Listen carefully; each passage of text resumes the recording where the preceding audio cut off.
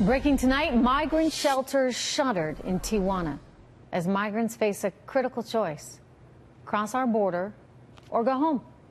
All this as we are just days from border control funding running out, and Democrats are still stalling on money for a wall.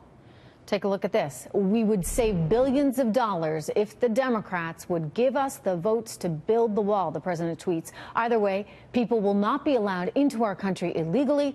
We will close the entire southern border if necessary. Also, stop the drugs. Throwing that one in there for good measure. Here with me right now, Fox News national security strategist and former deputy assistant to the president, Dr. Sebastian Gorka. Always a pleasure, sir. Good to have you here. He's serious about this. I mean, but what would that look like? Actually, yes. You know, I know he's serious about it. What would it look like to actually close the border entirely? Well, look, there are key access points that are manned by DHS, CBP, by our Customs and Border Patrol, and those points would be shut down. Vital traffic that's in the interest of U.S. national security would be allowed through, but general commercial traffic. And look, the Heritage Foundation in their publication, the Daily Signal, just today, has given a list of all the times that previous presidents have shut down the southern border. We did it even with Canada after 9/11. This is not unheard of. It can be done. And if you look at the threat to the U.S. economy, illegal migration, drugs, fentanyl, there is more than enough justification for the president to do this. You know, it wouldn't be ideal, obviously. I mean, I wonder to a certain extent, is this a negotiating tactic? And if so, I think it's probably a good one, because the Democrats should understand sort of the extreme measure that we might, or he might be willing to take to deal with this. Does it bring them any closer to the table in terms of offering them, you know, and being willing to devote the money that we need for proper security? Well, let's look last time what happened, Trish.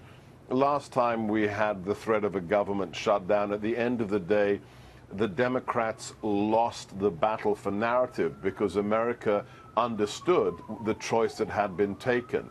We had Chuck Schumer and the Democrats and Nancy Pelosi choose illegal aliens and the criminals in sanctuary cities over U.S. citizens and the funding of our armed forces. Yeah, that's not a good look for them, Dr. Gorka.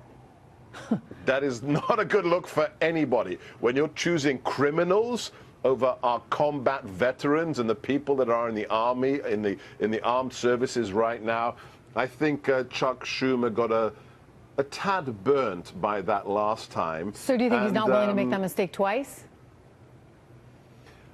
After the midterms, who knows? We have the lunatics taking over the asylum. When you've got people like Ocasio-Cortez coming in, when you've got people who literally don't know how many chambers there are in the legislative body of the United States coming in as representatives, as congresswomen. I don't see the pragmatists, but maybe Chuck Schumer, for his own personal survival, will get control of the lunatics. Listen, I think it's important. I mean, Democrats really, and I say this over and over and over again, they have lost their way. And, you know, growing up, I've told the viewers, I came from a big Irish Catholic family. My father came from a big Irish Catholic family. We were a smaller Irish Catholic family, just two of us, my sister and myself. But he came from a family of 8. And, you know, to him growing up, you were a Democrat like you were Irish, like you were Catholic. It just went with the territory. And if you could manage to be a member of the union, you know, hats off to you. So that party, that seems to be gone.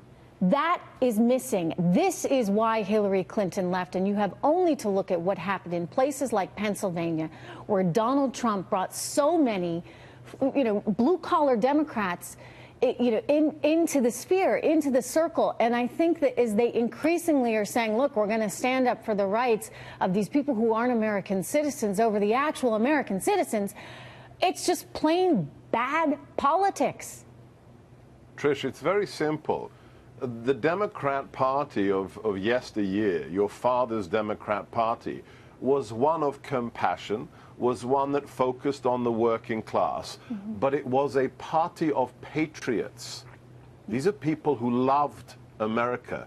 JFK was a Democrat. Could you imagine a more hardcore anti-communist, strong on national security than John F. Kennedy? No, he also cut taxes, by the way.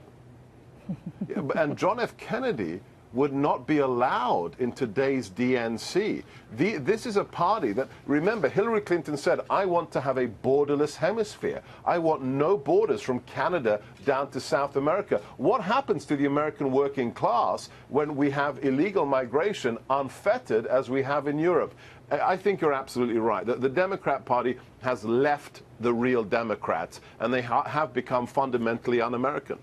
Dr. Gorka, always good to have your perspective. Thank you, sir, as always. I want to point out you can check out Sebastian's new book, Why We Fight. It's out right now. Check it out.